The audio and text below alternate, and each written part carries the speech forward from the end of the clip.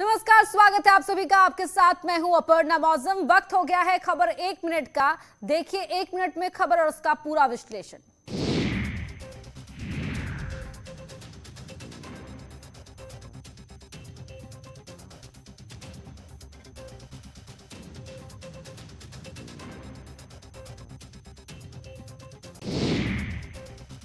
मुनव्वर राणा का बेटा तबरेज राणा जेल से रिहा हो गया है। जेल से बाहर आने के बाद तबरेज राणा ने बड़ा बयान दिया। उन्होंने कहा कि वो अपने पिता के बयान से इत्तेफाक नहीं रखते। उनके कई दोस्त हिंदू भी हैं।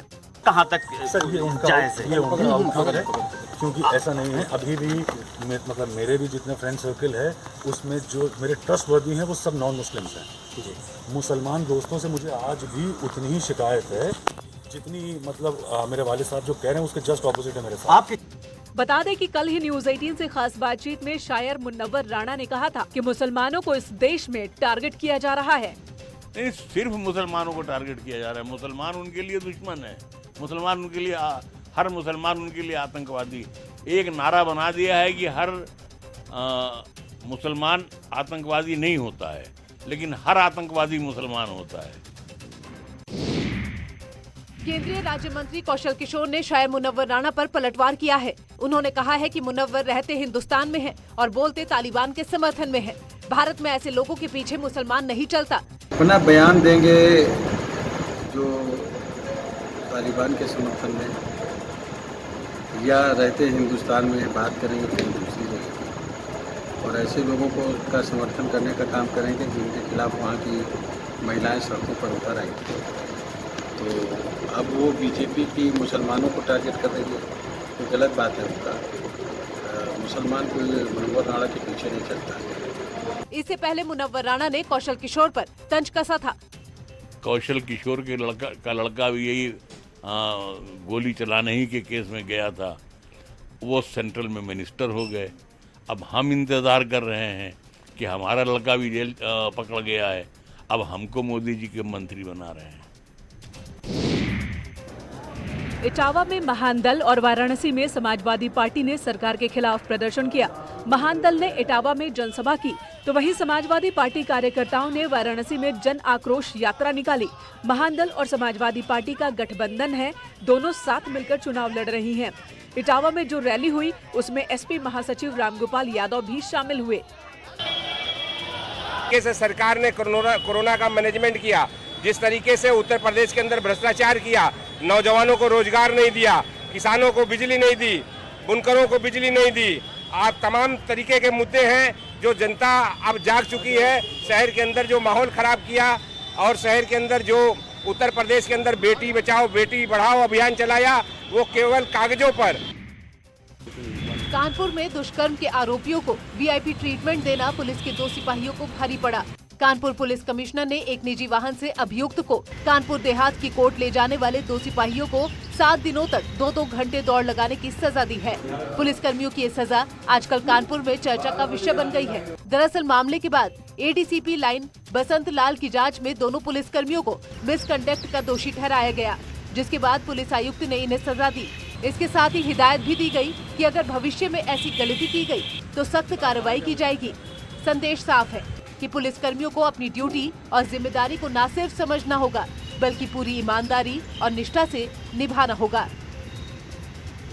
जो पनिशमेंट ड्रिल होती है इसमें नियम के अनुसार राइफल लेकर के कंधे पे और नीचे भी एक सीक्वेंस में दौड़ाया भी जाता है और पैदल भी चलाया जाता है, और ये सुबह शाम 2 बार ऐसा होता है।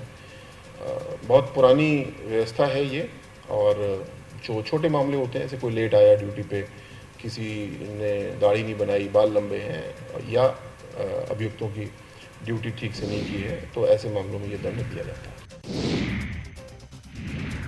मुख्यमंत्री योगी आदित्यनाथ ने दिवंगत कल्याण सिंह के सम्मान में बड़ा फैसला लिया है। राजकीय मेडिकल कॉलेज बुलंदशहर और सुपर स्पेशलिटी कैंसर संस्थान लखनऊ का नामकरण उनके नाम पर करने का ऐलान किया है।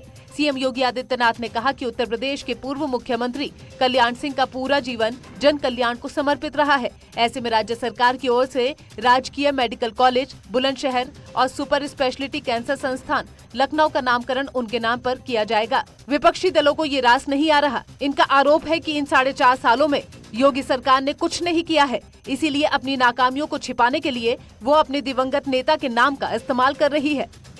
अब 4.5 साल में कुछ भी नहीं है इनके पास बताने को, तब सिर्फ और सिर्फ नाम का सहारा बचा है। अब कल्याण सिंह जी के मरने के बाद उनके नाम को भुनाने की कोशिश है, इसीलिए इस तरीके का एक अख्तियार किया जा रहा है रवैया। राष्ट्रपति रामनाथ कोविंद 4 दिन के यूपी दौरे पर हैं। आज सुबह जब राष्ट्रपति लखनऊ एयरपोर्ट पर पहुंचे, वहां उनका राज्यपाल आनंदीबेन पटेल और मुख्यमंत्री योगी आदित्यनाथ ने स्वागत किया। राष्ट्रपति के साथ प्रथम महिला नागरिक सविता कोविंद भी मौजूद रही। दोनों एयरपोर्ट से सीधे राजभवन के लिए निकले। इसके बाद राष्ट्रपति लखनऊ में बाबा साहेब अम्बेडकर यूनिवर्सिटी के 9वें दीक्षांत समारोह में हिस्सा लेने पहुंचे। यहाँ पर उनका भव्य स्वागत किया गया।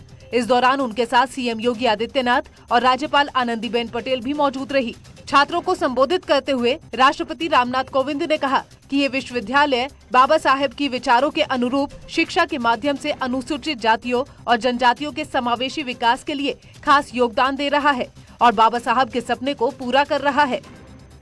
बाबा साहब के विचारों के अनुरूप शिक्षा के माध्यम से अनुसूचित जातियों और जनजातियों के समावेशी विकास हेतु विशेष योगदान दे रहा है। अफगानिस्तान से भारतीय और गुरु ग्रंथ साहब के स्वरूप को सुरक्षित वापस लाए जाने से सिख समुदाय के लोग बेहद खुश हैं। सिखों में पीएम मोदी और सीएम योगी की कार्यशैली को लेकर काफी उत्साह भी है। कानपुर में गुरुद्वारा बाबा नामदेव समिति ने प्रधानमंत्री नरेंद्र मोदी और सीएम योगी के लिए गुरुद्वारे में अरदास कर शुक्राना अदा किया। पीएम मोदी और सीएम योगी से सिख समाज बेहद खुश है, इसीलिए उनके लिए राज्य के हर गुरुद्वारे में शुक्राना अदा करने की तैयारी की जा रही है। जियो मोदी भैया, जुग जुग जियो योगी भैया, ईश्वर तुमको शक्ति दे, ईश्वर की कृपा का पात्र हमेशा बने रहो। मोदी जी ने किया ग्रंथ का सम्मान, योगी जी हैं सिखों की शान। आपने भी देखा जिस तरीके से अफगानिस्तान से मर्यादा के साथ गुरु ग्रंथ साहिब जी आके स्थापित हुए, इसके लिए मोदी जी का धन्यवाद। इस कार्यक्रम को हम लोग पूरे उत्तर प्रदेश के हर गुरुद्वारे में करने का शुक्राने का कार्यक्रम कर रहे हैं। सिख समाज के लोग देखिए कैसे आज प्रधानमंत्री और मुख्यमंत्री का धन्यवाद दे रहे हैं। उनका ये कहना है कि मोदी ने रखा ग्रंथ साहब का सम्मान और योगी है सिखों की शान। इस बात को जहन में रखते हुए आज शुक्राना रखा गया और इनकी दीर्घ आयु के लिए यहाँ अरदास भी की गई। विजिलेंस आशीष पांडे के साथ अमित गंजू, न्यूज़ 18 कानपुर। एसपी अध्यक्ष अखिलेश यादव ने एक वीडियो ट्वीट किया। ये वीडियो कहां का है ये साफ नहीं, लेकिन वीडियो वायरल होते ही सियासत शुरू हो गई। अखिलेश ने वीडियो के साथ एक मैसेज भी लिखा, जिसमें उन्होंने लिखा कि ये है बीजेपी सरकार में छतफाड़ विकास का नमूना। बीजेपी के राज में बस की छत के नीचे छतरी, विकास की बारिश में भीगे यात्री, भीगे गठरी। अखिलेश के इस ट्वीट पर बीजेपी हमलावर है। बीजेपी ने सीएम योगी और पीएम मोदी के विकास कार्यों को गिनाया और अखिलेश के आरोपों को खारिज कर दिया। आप तो महलों में रहते हैं, इसलिए आपको गरीब माता बहनों की समस्याओं का पता नहीं, उनके दुख दर्द का आपको अंदाज नहीं है कि बारिश के दिनों में जब गीली लकड़ी पर खाना बनाती हैं तो उनके आंखों से जो आंसू टपकता है उसका मोल देश के यशस्वी प्रधानमंत्री नरेंद्र मोदी जी ने समझा। 2002 में से पहले बीपीएल कार्ड होल्डर एक गरीब पिछड़े परिवार में पैदा हुए आदमी का इस्तेमाल करके किस प्रकार से सैफई परिवार ने अरबों रुपए कमाने का काम किया। ग्रेटर नोएडा में बसाई जा रही फिल्म सिटी का निर्माण करीब 1000 एकड़ में होगा। तकरीबन 5500 करोड़ की लागत से ये फिल्म सिटी का निर्माण किया जाएगा। तकरीबन 7000 करोड़ जमीन पर खर्च आएगा। इस तरह कुल मिलाकर करीब 12500 करोड़ में फिल्म सिटी बनाई जाएगी। फिल्म सिटी का निर्माण 3 फेज में होगा। पहले फेज में 376 एकड़ पर निर्माण कार्य होगा। फिल्म सिटी में studio, retail mall, film institute, hotel, restaurant, amusement park, आवासीय मकान, ऑफिस, वर्कशॉप समेत तमाम कई सुविधाएं होंगी। 2024 तक प्रोजेक्ट पूरा करने का लक्ष्य है। देखिए, ये 3 फेज में इस फिल्म सिटी को विकसित करने की योजना है। पहले फेज में मेनली जो फिल्म से रिलेटेड एक्टिविटी हैं, शूटिंग की एक्टिविटी, बैकलॉट कहलाता है जो फिल्म उद्योग में इसके अलावा फिल्म स्टूडियो, फिल्म इंस्टीट्यूट और अम्यूज़मेंट पार्क ये पहले फेज में बनेंगे। 2023-24 से लेकर 25 तक इसको आने का पूरा इसका प्रोजेक्ट है, 24-25 तक में। और उसके बाद सेकंड में जो है हॉस्पिटैलिटी और कमर्शियल और अन्य चीज़ें विकसित होंगी। और वही फेज़ 3 में भी फर्दर जो है विलास और हॉस्पिटैलिटी सेक्टर और कमर्शियल होटल्स वगैरह डेवलप होंगे।